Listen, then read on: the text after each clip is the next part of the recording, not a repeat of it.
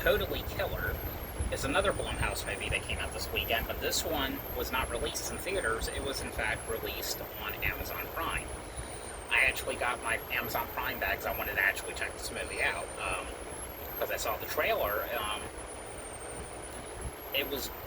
I thought it was pretty interesting, and I was in the mood for a new upcoming slasher movie that was from Blumhouse. We got another slasher movie coming out that's going to be released theatrically next month, Thanksgiving, which is supposed to be directed by Eli Roth, so I cannot wait to check that out. This movie has to do with a serial killer called the Sweet 16 Killer, and it has to do with a young lady, and her mother ends up getting killed by the Sweet 16 Killer. And this has been the first killing that this serial killer has done in 35 years. So previously, the serial killer 35 years ago killed three teenage girls and stopped killing, and then he came back 35 years later and got a fourth victim.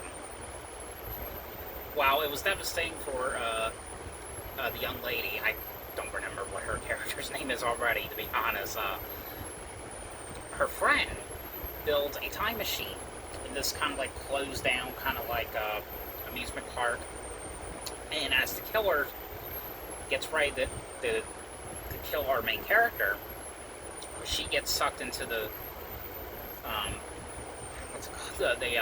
time machine, and then she gets sucked back into 1987, which was 35 years ago, and back in the past when the killings happened. And she sees younger versions of like her friends' parents. She sees a young version of her mom, and then she sees a young version of some of the teachers, and it's basically her trying to figure out who the killer is. It was something like Happy Death Day and Freaky. Happy Death Day was a horror comedy version of Groundhog Day. Freaky was a horror comedy version of Freaky Friday. This one was a horror movie version of the Back to the Future movies, which is funny because they actually reference Back to the Future. There was like a scene, I think it was the main character who said it. She's like, "Have you ever watched Back to the Future?" That's basically what I'm living in right now. So I kind of like that line.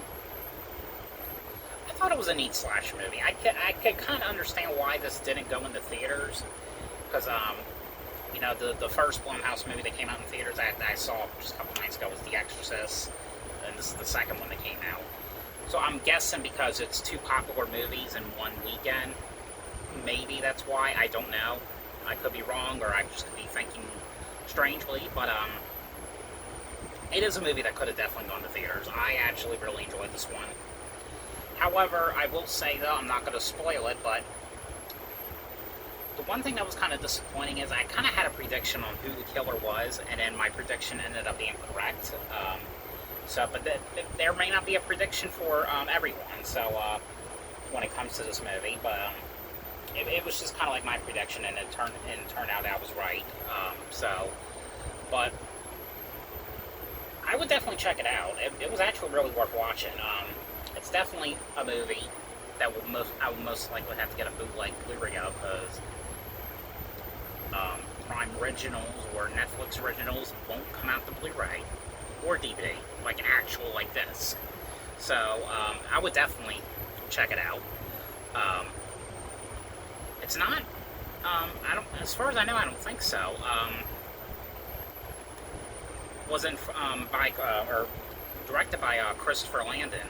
Christopher Landon also did, I think he did, he did the Happy Death Day movies, and he did Freaky, which was mainly similar to this one.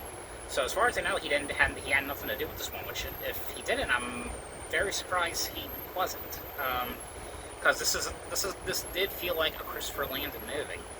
He also did Paranormal Activity 4. But guys, I hope you guys enjoyed this video. Thanks for watching, and I'll see you guys later.